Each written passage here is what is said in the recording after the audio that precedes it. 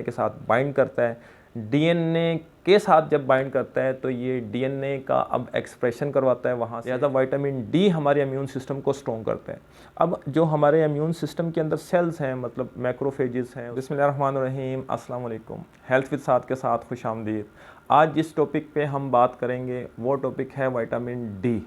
Vitamin D क्या है, vitamin D हमारे जिस्म में कैसे बनता है, विटामिन डी को अगर हासिल करना है तो बाहर से इसके एक्सटर्नल सोर्सेज कौन कौन से हैं, विटामिन डी के फंक्शंस क्या हैं हमारी बॉडी में, ये क्या फ़ायदे हमें फ़राहम करता है, और विटामिन डी किन किन लोगों के अंदर ठीक तरीके से नहीं बनता, इन सब कंटेंट्स पे हम बात करेंगे। लेकिन अगर चैनल पे कोई नया है तो काइंडली मेरे चैनल को सब्सक्राइब कर लें।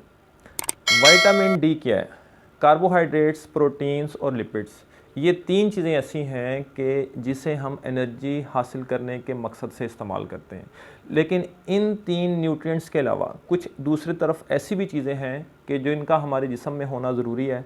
वो चाहे हमें एनर्जी तो नहीं देते, लेकिन उनके ना होने से मुख्तलिफ डिजीज़ भी हो सकती हैं, इसलिए उनका एक ख़ास मिक़दार में हमारे जिस्म के अंदर होना बेहद ज़रूरी है। उसमें वाटर है, साल्ट है, कुछ दूसरे मिनरल्स हैं, वाइटामिन्स भी इनके साथ साथ आता है।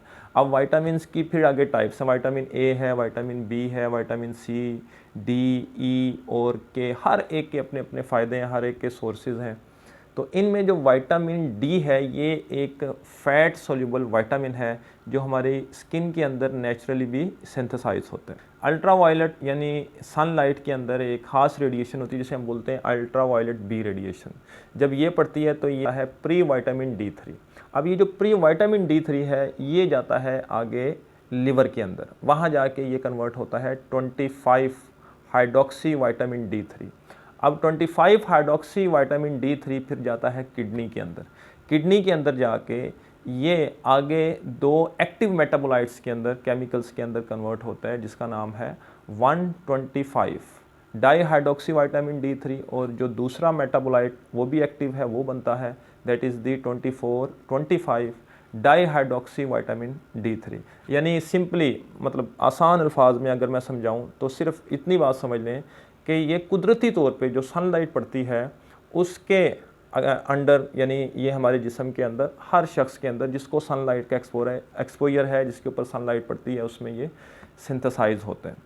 इसकी अगर हम डेली डोज की बात करें तो ये जितनी भी बातें हैं, यानी इस टॉपिक के अंदर जो आज मैं कर रहा हूँ, इसके नीचे डिस्क्रिप्शन में लिंक्स भी मौजूद हैं, वेबसाइट है, रिसर्च पेपर्स हैं। ये यानी अगर आप इसको फर्दर स्टडी करना चाहें, इन डिटेल भी देखना चाहें तो वहाँ से भी आप कर सकते हैं।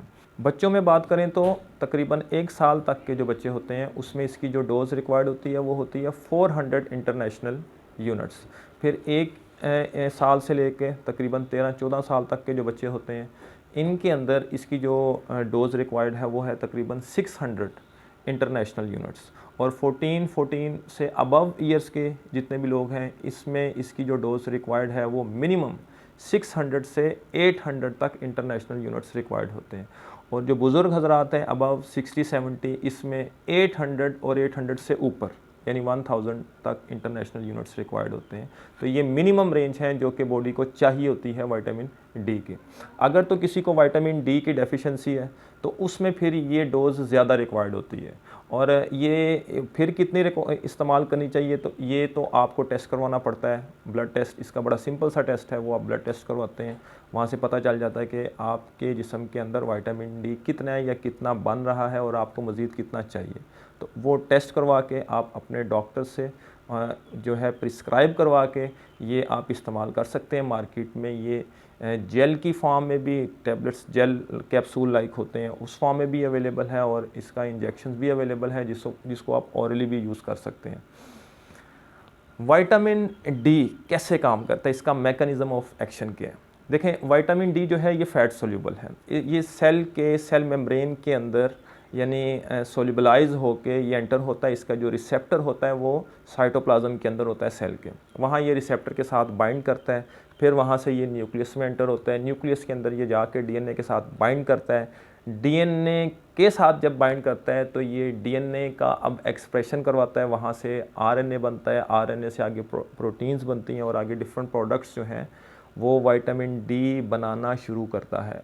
यानी अगर मैं सादा अल्फाज में समझाना चाहूँ तो वो आप यूँ समझ सकते हैं कि ये जो विटामिन डी है ये हमारी बॉडी के सेल्स के अंदर, डिफरेंट सेल्स के अंदर, उसमें आपके वाइट ब्लड सेल्स भी आते हैं, उसमें आपके बोन्स के सेल्स भी आते हैं, आपके मसल्स के सेल्स भी आते हैं और दूसरे सेल्स आते हैं जिसके साथ जाके ये बाइंड करता है, जहाँ पे इसका स्पेसिफिक रिसेप्टर जो है वो मौजूद होते हैं और वहाँ पे ये अपना एक्सप्रेशन शो करता है।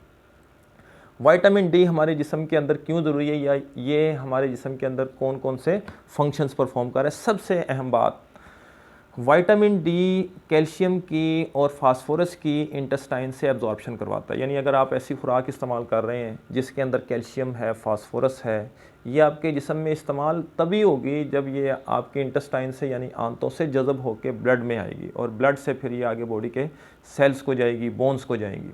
तो अगर आप विटामिन डी ले रहे हैं देन कैल्शियम की और फास्फोरस की एब्जॉर्प्शन होगी। और आपने देखा होगा जो लोग कैल्शियम का इस्तेमाल करते हैं अमूमन उनके साथ vitamin D B combination form के अंदर होता है ताकि ये उसकी एब्जॉर्प्शन ठीक तरीके से करवाए, क्योंकि बोन्स हो गए, टीथ हो गई बच्चों के अंदर ख़ास तौर पे, ये कैल्सिफाइड टिश्यूज़ होते हैं, इनमें कैल्शियम पाया जाता है, इनको कैल्शियम की ज़रूरत होती है। तो अगर कैल्शियम होगा इन बोन्स के अंदर डेपोजिट, टीथ के अंदर, तो इनकी ग्रोथ और डेवलपमेंट जो है ये बड़े अच्छे तरीके से होगी। दूसरे नंबर पे आता है कैंसर को रिड्यूस करने के अंदर, या कैंसर सेल्स जो हमारी बॉडी के अंदर प्रोड्यूस हो रहे होते हैं उसको ये कैसे ख़त्म कर सकता है। तो रिसर्च से ये बात साबित हुई है कि ये जो विटामिन डी है ये कैंसर के अंदर, कैंसर के सेल्स जो ट्यूमर सेल्स होते हैं उनके फैलाव को रोकता है, मेटास्टेसिस को रोकता है, क्योंकि इसके अंदर जो एपोप्टोसिस का प्रोसेस है इसको भी ये असरअंदाज करता है। एपोप्टोसिस बोलते हैं कि हमारी बॉडी के अंदर कुछ सेल्स ऐसे हैं जो नॉर्मली डाई करते रहते हैं, यानी उनकी डेथ होती रहती है प्रोग्राम तरीके के साथ। तो ये जो विटामिन डी है ये प्रोग्राम तरीके से इन कैंसर सेल्स की डेथ करवाता है और जो आमतौर पे हमारे जिस्म के अंदर बाज़-औक़ात बन रहे होते हैं। तीसरी बात यह है कि ये जो विटामिन डी है ये हमारे इम्यून सिस्टम के लिए बहुत इंपॉर्टेंट है। इम्यून सिस्टम क्या होता है? इम्यून सिस्टम यूँ समझ लें आप, ये हमारे जिस्म की फ़ौज है। यानी बाहर से कोई भी वायरस आता है या बैक्टीरिया आता है जिसे हम एंटीजन बोलते हैं, तो ये उसके अगेंस्ट लड़ते हैं और जब उसके अगेंस्ट लड़ते हैं तो हमारे जिस्म को डिजीज़ नहीं होती। लिहाजा विटामिन डी की डेफिशिएंसी से बॉडी के अंदर इन्फेक्शंस भी ज़्यादा होते हैं, क्योंकि उससे हमारा इम्यून सिस्टम ठीक तरीके से विटामिन डी की डेफिशिएंसी से डेवलप नहीं हो रहा होता। लिहाजा विटामिन डी हमारे इम्यून सिस्टम को स्ट्रॉन्ग करता है। अब जो हमारे इम्यून सिस्टम के अंदर सेल्स हैं, मतलब मैक्रोफेजेस हैं, उसमें न्यूट्रोफिल्स हैं, वहाँ पे इसके बाइंडिंग रिसेप्टर होते हैं, ये वहाँ पे जाके इनके साथ बाइंड करते हैं। फिर क्या होता है कि ये जो वाइट ब्लड सेल्स हैं इनसे कुछ केमिकल्स रिलीज़ होते हैं जिसे हम पेप्टाइड्स बोलते हैं। ये पेप्टाइड्स जाके फिर उन एंटीजन्स यानी वायरसेस के साथ जो है वो बाइंड करते हैं और वो जो भी बैक्टीरिया है या जो भी वायरस है उसको किल करते हैं।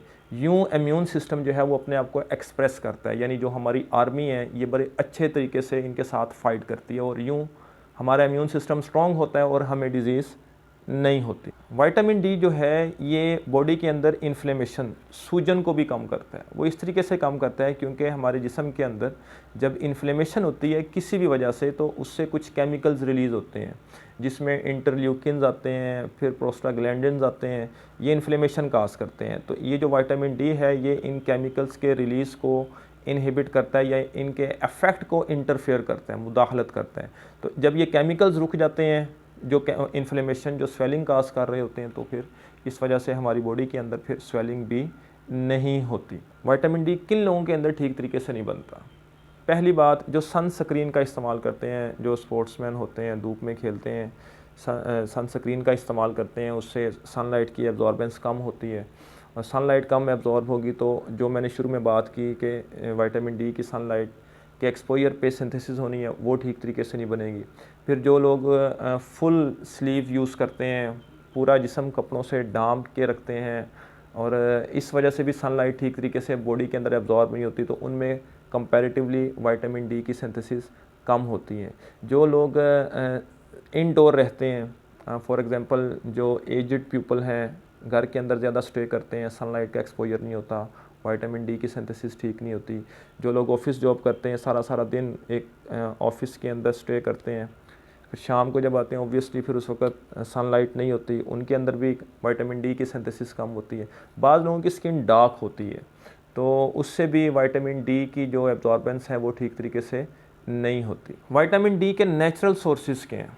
देखें, विटामिन डी जो है ये प्लांट्स के अंदर भी एग्जिस्ट करता है, जहाँ पे हम इसको एर्गो कैल्सीफेरोल का नाम देते हैं। लेकिन जो एनिमल्स के अंदर एग्जिस्ट करता है that is the vitamin D3, that is the cholecalciferol. Animals के जो सोर्सेज हैं उसमें सबसे पहला सोर्स और सबसे अहम सोर्स जो होता है वो है डेयरी प्रोडक्ट्स, मिल्क यानी दूध से, और दूध से बनने वाली जो अशिया है उसमें ये एग्जिस्ट करता है। कुछ मिकदार में ये जो एग यॉक है इसके अंदर एग्जिस्ट करता है। बीफ का यानी जो बड़ा जानवर है उसका जो लीवर है उसके अंदर ये एग्जिस्ट करता है। तो इन सोर्सेज से विटामिन डी को हासिल किया जा सकता है। ये थी आज की वीडियो पसंद आई हो वीडियो को लाइक करें, वीडियो को शेयर करें और मेरे चैनल को लाजमी सब्सक्राइब करें। इसके साथ दें मुझे इजाज़त, लेकिन इससे पहले हेल्थ सबके लिए, आपके लिए, मेरे लिए, सबके लिए। अल्लाह हाफ़िज़।